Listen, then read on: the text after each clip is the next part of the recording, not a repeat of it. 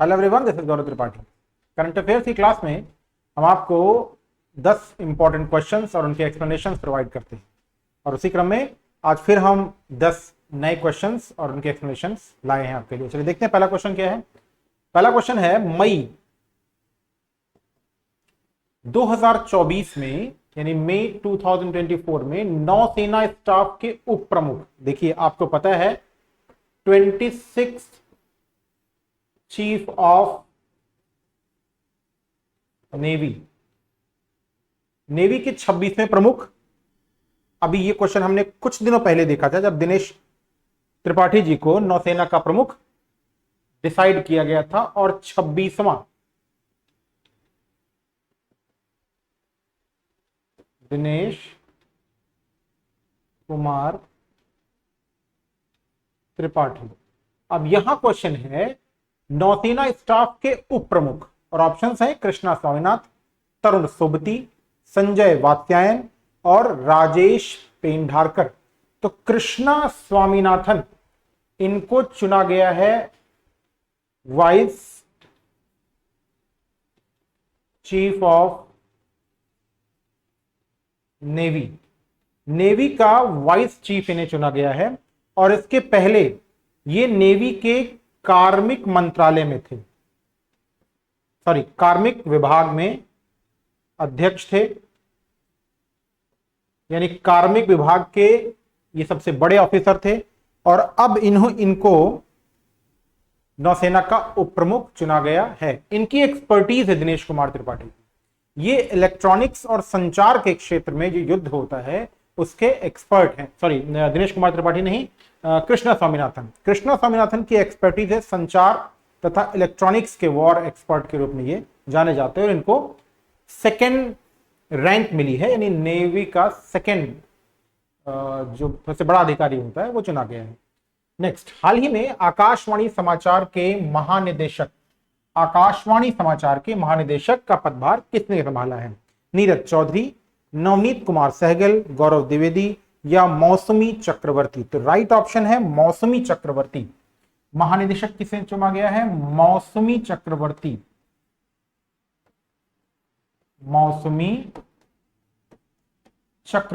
अब ध्यान देखेंगे, आप चुन लिया गया मौसमी चक्रवर्ती को। अब इंपॉर्टेंट है, हम देखते हैं आकाशवाणी का जो सफर रहा है वो कैसे रहा, यानी भारत में प्रसार सेवा जो है वो कैसे शुरू होती है। भारत में ये जो प्रसारण की सेवा या प्रसार सेवा शुरू होती है वो 1923 में शुरू होती है, 1923 से शुरू होती है और पहली बार ऑल इंडिया रेडियो के रूप में ये 8 जून 1936 8 जून 1936 को ये ऑल इंडिया रेडियो के नाम से जानी जाती है। फिर जब हम स्वतंत्र हो जाते हैं, स्वतंत्रता के बाद 1956 में इसका नाम आकाशवाणी, 1956 में ये हो गई, ये नाम लिया गया आकाशवाणी। और आकाशवाणी इस समय 23 भाषाओं में अपना प्रसारण करती है, 23 भाषाएं, यानी जो ऑल इंडिया रेडियो है वो 23 भाषाओं में और 146 बोलियों में प्रसारण करती है। 23 भाषाएं और 146 बोलियों में प्रसारित करती है, जिसके महानिदेशक मौसमी चक्रवर्ती को चुना गया है। ठीक, नेक्स्ट क्वेश्चन आता है आपका,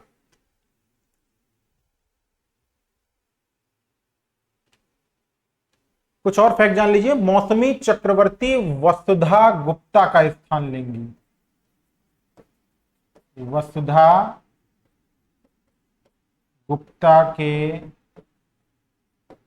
स्थान पर, और मौसमी चक्रवर्ती 1991 बैच की 1991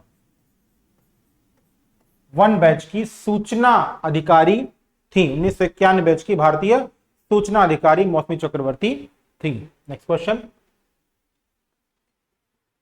IQ air index, IQ air विश्व गुणवत्ता सूचकांक के अनुसार दुनिया में अस्वस्थ वायु वाले शहरों की सूची में कौन सा शहर शीर्ष पर है? अस्वस्थ, देखिए आईक्यू एयर में जो पहले नंबर पे है वो कौन है? वो इंडिया में, इंडिया का शहर है जिसका नाम है न्यू दिल्ली। इंडिया का शहर है जिसका नाम है न्यू दिल्ली, याद रखिएगा। और ये अस्वस्थ लेवल पर है, मतलब ये इस लेवल पर है कि ये अस्वस्थता के कगार पर है, यानी जो एयर इंडेक्स है न्यू दिल्ली का वो अस्वस्थता के आधार पर है। और इसका जो AQI है वो 211 है, न्यू दिल्ली का 211 एयर क्वालिटी जो इंडेक्स वो क्या है? वो 211 है। एयर क्वालिटी की जो पॉइंट्स है वो 211 है। नंबर 2 पे कौन है? नंबर दो पे डेमोक्रेटिक रिपब्लिक ऑफ कांगो, जिसे हम DRC कहते हैं, ये भूमध्यरेखीय देश है और इसकी जो कैपिटल है किनशासा, वहां पे भी किनशासा, लेकिन किनशासा का जो AQ है वो 156 है, दिल्ली के हिसाब से काफी कम है। नंबर 3 पे फिर भारत का ही एक शहर आता है मुंबई। नंबर 4 पे आता है शंघाई। नंबर 5 पे आता है ढाका और नंबर 6 पे आता है लाहौर। यानी दिल्ली के बाद डेमोक्रेटिक रिपब्लिक ऑफ कांगो का किनशासा, नंबर 3 पे आता है फिर मुंबई, नंबर 4 पे आता है शंघाई, नंबर 5 पे आता है ढाका और नंबर 6 पे आता है लाहौर। ये most polluted major cities of world में नंबर 1 पर है दिल्ली। अगला क्वेश्चन, भारतीय रिजर्व बैंक ने कोविड के बाद रिकवरी, भारतीय रिजर्व बैंक RBI, ये RBI एक्ट 1934 से आता है और 1 अप्रैल 1935 से ये एस्टैब्लिश हो जाता है। ठीक, अब देखिए आपसे क्वेश्चन क्या पूछ रहा है। आपसे क्वेश्चन पूछ रहा है कि रिजर्व बैंक ऑफ इंडिया ने कोविड के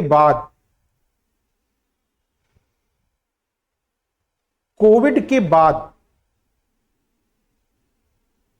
ठीक रिकवरी में जो फिजिकल ईयर है, यानी किस FY की बात कर रहा है, किस फिजिकल ईयर की बात कर रहा है? 2023 में नौकरियों में कितनी वृद्धि का अनुमान लगाया है? कोविड के बाद कितनी वृद्धि का अनुमान लगाया है पोस्ट रिकवरी में? तो RBI ने पोस्ट रिकवरी ग्रोथ, क्वेश्चन का मेन पॉइंट यही है, पोस्ट कोविड रिकवरी ग्रोथ, ये किसके लिए है? ये 5% बताया है RBI ने। तो राइट आंसर इज 5%। चलिए नेक्स्ट क्वेश्चन, प्रव्राजिका आनंद प्राणा, जिनका हाल ही में निधन हो गया, किस मठ के अध्यक्ष थी? किस मठ के अध्यक्ष थे प्रव्राजिका आनंद प्राणा? ज्योतिर्मठ, गोवर्धन मठ, कालिका मठ या श्री शारदा मठ? श्री शारदा मठ और रामकृष्ण शारदा मिशन। श्री शारदा मठ और रामकृष्ण शारदा मिशन के 6th अध्यक्ष के 6ठे अध्यक्ष प्रव्राजिका आनंद प्राणा का देहांत 30 अप्रैल को हो गया। कब हो गया? 30 अप्रैल को। यह भी क्वेश्चन इंपॉर्टेंट है, कब हो गया? 30 अप्रैल को हो गया। 1957 में ये रामकृष्ण शारदा मिशन और शारदा मठ में शामिल हुए थे, यानी इस मठ में वो कहां हुए थे 1957 में, और बेसिकली बिहार के भागलपुर के ये जन्मे थे। बर्थ कहां हुआ था इनका, भागलपुर, भागलपुर बिहार, भागलपुर बिहार में इनका जन्म हुआ था। और ये 1957 में शारदा रामकृष्ण शारदा मिशन और श्री शारदा मठ के इस मिशन में शामिल होते हैं। 30 अप्रैल 2024 को उनकी डेथ होती है। सॉरी, यहां पे एक चीज करेक्ट कर लीजिएगा कि ये मिशन के 5वें अध्यक्ष थे, ये करेक्ट कर लीजिएगा, ये 5th अध्यक्ष थे। नेक्स्ट क्वेश्चन, डीआरडीओ ने भारतीय नौसेना के लिए स्मार्ट SMART स्मार्ट मिसाइल प्रणाली का सफलतापूर्वक परीक्षण किया है। इस स्मार्ट में एस का मीनिंग क्या है? ठीक, देखिए, एस का मतलब है सुपरसोनिक। सुपरसोनिक मतलब ध्वनि की तीव्रता से, ध्वनि की जो तीव्रता होगी उसी रफ्तार से, यानी जो सुपरसोनिक मिसाइल होती है वो 343 मीटर प्रति सेकेंड, कितना, 343 मीटर प्रति सेकेंड की रफ्तार से उड़ेगी। और इस स्मार्ट में एस का नाम जो है वो क्या है, सुपरसोनिक। इसमें हाइपरसोनिक भी आता है, लेकिन अभी यहां पर सिर्फ सुपरसोनिक है। Faster than the speed of sound, sound से थोड़ी फास्टर होती है बट ये साउंड स्पीड उसी के बराबर होगा। अब इसमें आगे बढ़ते हैं, मिसाइल असिस्टेड रिलीज,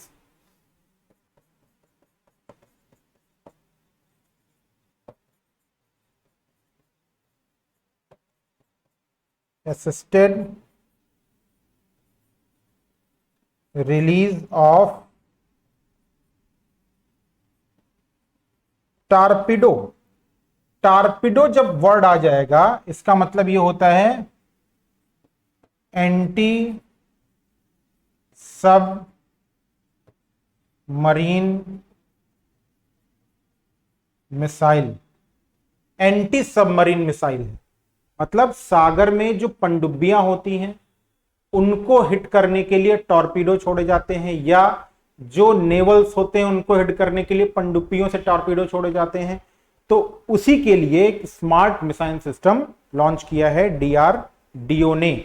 और इसकी जो कुल दूरी हो सकती है, कभी कभी ये भी क्वेश्चन पूछता है कि कितना दूरी तक ये हिट कर सकता है, ठीक, तो ये 643 किलोमीटर तक इसका रेंज हो सकता है। नेक्स्ट क्वेश्चन, भारत में आयोजित होने वाली 46वीं 40, मैं बार बार कहता हूं जब ये दिया हो, 46वीं अंटार्कटिक संधि परामर्श बैठक की मेजबानी कौन सी संस्था करेगी? तो आप लोगों में से जो लोग नहीं जानते हैं उनको मैं बता दूं कि 2 एरियाज हैं ध्रुवों के पास, दक्षिण में है अंटार्कटिका और उत्तर में है आर्कटिक। दोनों अलग अलग बातें हैं। साउथ में है अंटार्कटिका, एक कॉन्टिनेंट है, और जो नॉर्थ में है आर्कटिक वो एक सागर है। अब इसमें कह रहा है कौन इसकी मेजबानी करेगा? राष्ट्रीय महासागर प्रौद्योगिकी संस्थान, या भारतीय राष्ट्रीय महासागर सूचना सेवा केंद्र, या राष्ट्रीय समुद्र विज्ञान संस्थान भारत, या राष्ट्रीय ध्रुवीय और महासागर अनुसंधान केंद्र। अब देखिए ये पोल पे है ना, ध्रुवों पे है, तो ये पहले कौन करेगा? राष्ट्रीय ध्रुवीय और महासागर अनुसंधान केंद्र, ठीक। ये जो कार्यक्रम होगा वो national polar and ocean research centre की बैठक में दिया जाएगा, और ये 26वीं बैठक है। 20 से 30 मई केरल के कोच्चि, 20 से 30 मई केरल के कोच्चि में ये आयोजित की जाएगी। और किस लिए? अंटार्कटिका के पर्यावरण के लिए, अंटार्कटिका के वैज्ञानिक और अंटार्कटिका का जो एडमिनिस्ट्रेशन है, इन सब पे विचार विमर्श करने के लिए यह बैठक आयोजित की जा रही है। राष्ट्रीय ध्रुवी और महासागर अनुसंधान केंद्र इसका होस्टिंग करेगा। नेक्स्ट, उत्तर प्रदेश के अमेठी में फुर्सतगंज रेलवे स्टेशन का नाम बदलकर क्या किया गया है? तो अमेठी उत्तर प्रदेश का जिला है जो कि 2 डिस्ट्रिक्ट से मिला, रायबरेली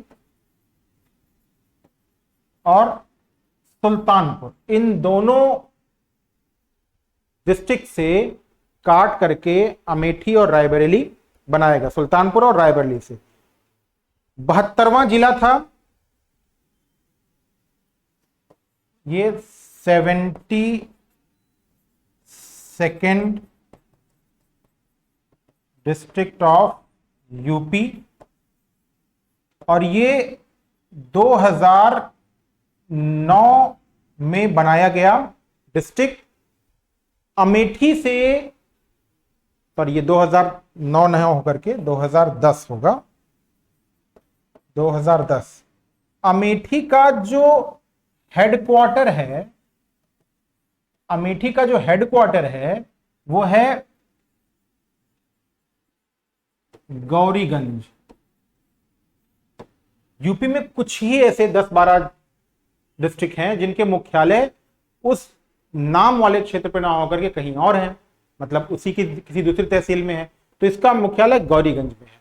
और अमेठी से जो सांसद हैं स्मृति ईरानी,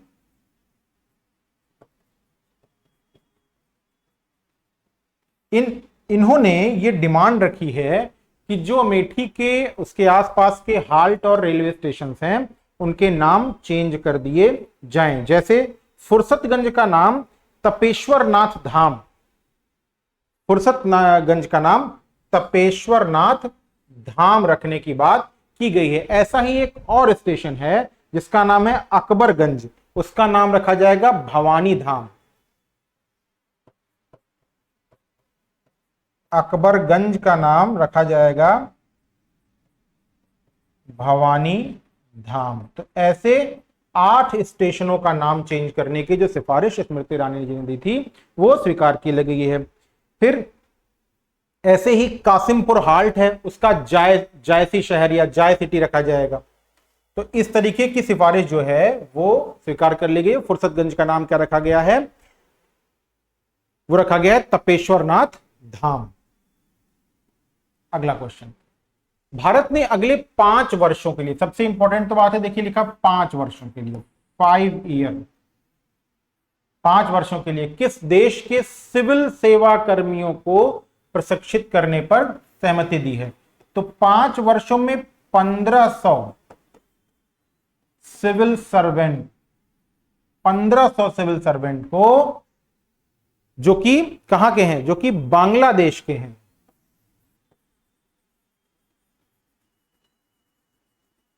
उनको प्रशिक्षित करने के लिए कौन काम कर रहा है? भारत कर रहा है काम कि अगले 5 वर्षों में 1500 सिविल सर्वेंट जो कि बांग्लादेश के हैं उनको mid career capacity building programme, कौन सा प्रोग्राम है?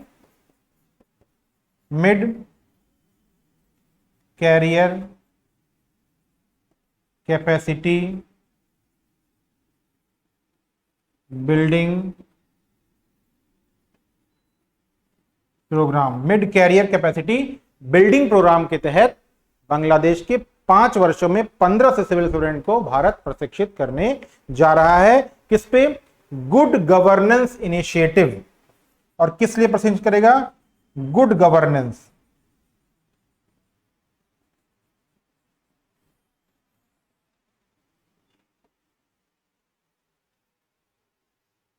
दो 2024 के अंतर्राष्ट्रीय श्रम दिवस का विषय क्या है? 2024,